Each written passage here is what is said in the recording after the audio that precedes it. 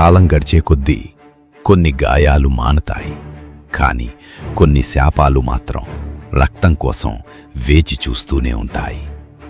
ఇది మనం విన్న అరుంధతి కథ కాదు.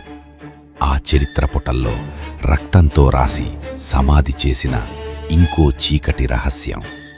ఆ రహస్యమే చంద్రగిరి గ్రామ శివార్లలో ఉన్న రక్తపురి కోట. ఆ కోట గోడల వెనుక 100 ఏళ్లుగా ఒక మహామృత్యువు నిద్రపోతోంది. ప్రస్తుత కాలంలో ఒక ఆర్కియాలజీ టీం ఆ కోట పునాదుల్లో ఏదో ప్రాచీన నిధి ఉందని తవ్వకాలు మొదలుపెట్టింది. రాత్రివేళ వర్షం కురుస్తుండగా గడ్డపార ఒక వస్తువును తాకింది. అది ఒక వింతైన వెండి విగ్రహం. ఆ విగ్రహం కళ్ళు వెండితో చేసినట్టు లేవు. ఎవరో మనిషిని బలి ఇచ్చి ఆ కళ్లను అక్కడ అమర్చినట్టుగా సజీవంగా మెరుస్తున్నాయి. ఆ విగ్రహం భూమి నుండి బయటకు రాగానే చంద్రగిరి గ్రామం ఒక్కసారిగా గజగజ వణికిపోయింది. మరుసటి రోజు ఉదయానికే చంద్రగిరి ఒక వల్లకాడులా మారిపోయింది. ఊర్లోని గర్భిణీ స్త్రీలందరూ ఒకేసారి అపస్మారక స్థితిలోకి వెళ్లారు.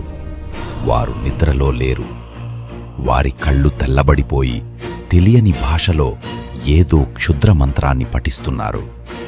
వారి చర్మం లోపల ఏదో ప్రాణి పాకుతున్నట్లు వికృతంగా కనిపిస్తోంది.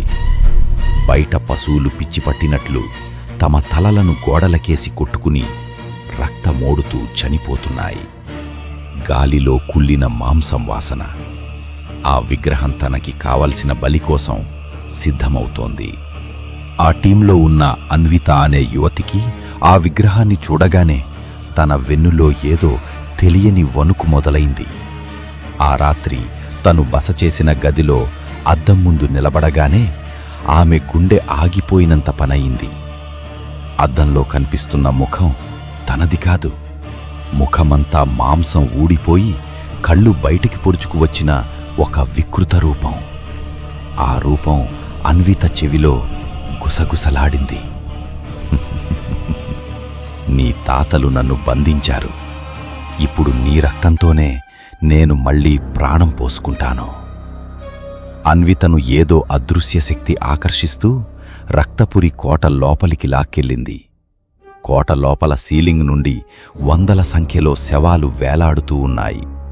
వాటి కళ్ళ నుండి రక్తం కారుతూ నేలమీద ఒక వాగులా ప్రవహిస్తోంది. ఆ శవాల మధ్యలో ఆ వెండి విగ్రహం ఇప్పుడు ఒక రాక్షస రూపంలా పెరుగుతోంది. ఆ మాంత్రికుడి ఆత్మ అన్విత శరీరాన్ని ఆవహించి లోకాన్ని చీకటిమయం చేయడానికి సిద్ధమైంది.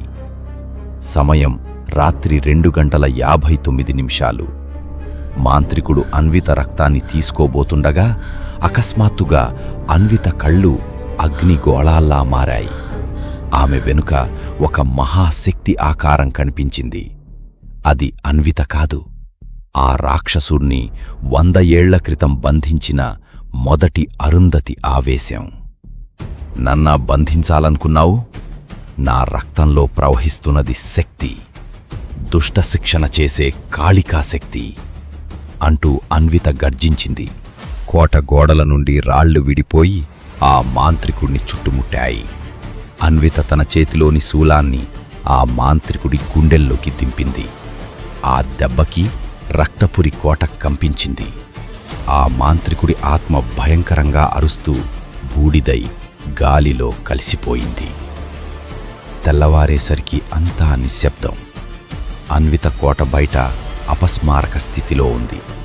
అంతా అయిపోయిందని అనుకున్నారు.